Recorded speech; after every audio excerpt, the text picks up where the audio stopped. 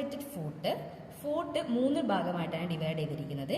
Tarsals, മെറ്റാടാർസൽസ്, phalanges. Tarsals 7 എണ്ണവും മെറ്റാടാർസൽസ് 5 എണ്ണവും phalanges 14 എണ്ണവുമാണ് ഉള്ളത്.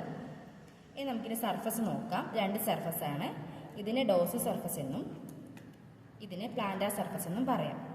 സൈഡ് നോക്കുകയാണെങ്കിൽ ഇതിൻ്റെ മിഡിൽ സൈഡും ഇതിൻ്റെ ലാറ്റർ സൈഡും ആയിരിക്കും.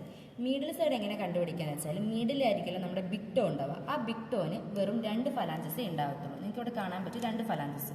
അതുകൊണ്ട് തന്നെ നമുക്ക് മനസ്സിലാക്കാൻ പറ്റും ഇതാണ് ഇതിൻ്റെ മിഡിൽ സൈഡ്. പക്ഷേ ബാക്കിയുള്ളതിന് 3 എണ്ണം ഉണ്ട്. 3 ഫലാഞ്ചസ് കാണാൻ പറ്റും. അതുകൊണ്ട് തന്നെ ഇതാണ് ഇതിൻ്റെ ലിറ്റിൽ ടോ, ഇത് ലാറ്ററലേ ആയിരിക്കണം. നമുക്കിനി ഓരോ ടാർസൽസ് എടുത്തു പറയാം. ഇത് കണ്ട് ഏറ്റവും ലാർജസ്റ്റ് ആയിട്ടുള്ള ഈ ടാർസലാണ് കാൽക്കേനി. പിന്നെ സെക്കൻഡ് ലാർജസ്റ്റ് ആയിട്ടുള്ള ഇതാണ് ടാലസ്. അതേപോലെ തന്നെ അതിൻ്റെ തൊട്ട് ഫ്രണ്ടിലായിട്ടുള്ള കാണപ്പെടുന്ന ഈ ബോൺ കണ്ടോ, ഇതാണ് നവിക്കുലാർ. അതേപോലെ കാൽക്കേനത്തിൻ്റെ തൊട്ട് ഫ്രണ്ടിലായിട്ടുള്ളത് ക്യൂബോഡൽ.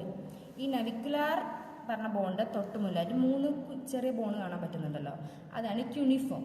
അത് medial cuneiform, intermediate cuneiform, lateral cuneiform. പിന്നെ 5 മെറ്റാടാർസൽ, 14 ഫലാഞ്ചസ്.